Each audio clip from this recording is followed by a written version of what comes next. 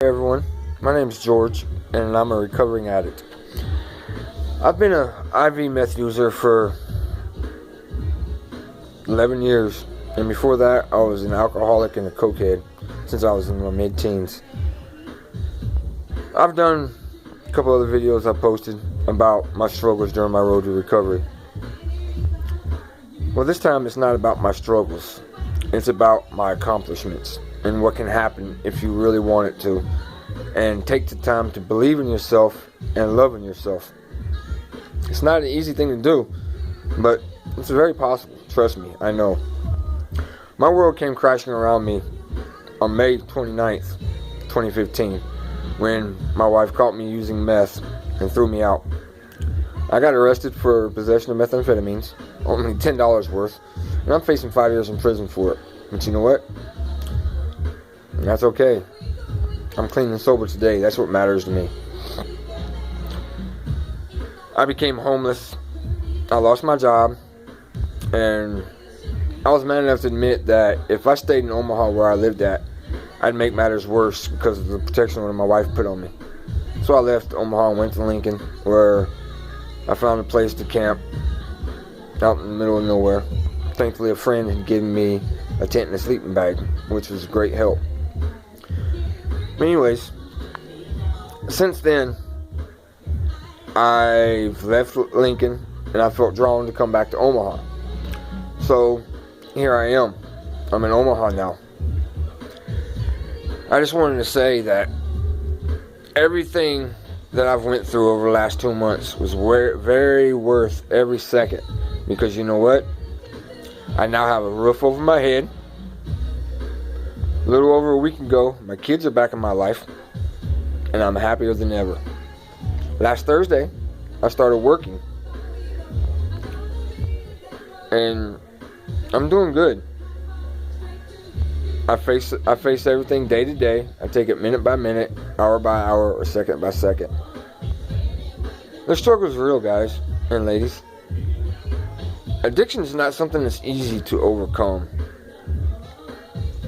But take it from me, it can be overcome if you want it to. All you have to do is believe in yourself. Know that you are worth everything. You are worth it more. You're not alone, no matter how hard you think you are. I know I thought I was alone for a long time, until I reached out on my Facebook page and admitted to the whole world that I was an IV meth user. The hardest thing for me was admitting it. Once I admitted it, things started changing on a daily basis for me. I made a lot of new friends, that most of them I've never met. They came to me through Facebook and they offered me nothing but moral support and encouragement. They believed in a man who couldn't believe in himself. By them believing in me, they gave me the strength and the courage to dig deep inside my soul and rip open the wounds from my past and just let them bleed out. As I was sitting in the woods at the Oyate Sweat Lodge where I was camping, I wrote down every hurt, every loss, and every wrong I've ever done in my life. And as I did this, the tears fell like crazy.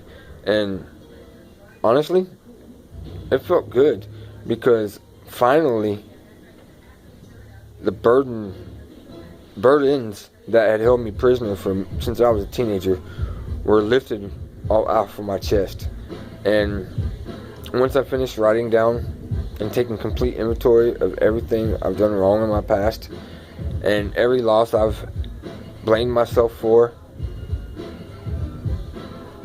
I let it go. And once I was done writing it, I threw it in the fire and watched it burn. That was my way of letting it go. I've overcome many obstacles in my life, and I know there's many more to come. But you know what? I no longer fear my road ahead, for I will face everything and rise. I know there's obstacles still to come, but I've overcame the hardest ones already by being homeless. I'm no longer homeless. I have a roof over my head. I was away from my kids. Never thought I'd see them again so soon. My kids are in my life, and I see them every day. I'm working on restoring my marriage. I still have hope that that's possible. I have a job, and that's a miracle in itself. I mean, for a long time I was lost and I was hopeless. I hated myself. And when you hate yourself like I hated me, there's no room in your heart to truly love anyone. I pushed everyone who loved and cared for me away because I was so full of self-hatred. That wasn't a good thing. All that did was put more and more bricks around me to build the prison I was in stronger and stronger. But you know what? I'm no longer full of that hate. I tore down those bricks one by one, and I escaped from my self-made prison. And it was well worth it. Because, you know, I can hold my head high for the first time in many years. I can smile. I'm healthy. I'm working. My kids are back in my life. I have a home. I may not have much more. But you know what? That's fine. Because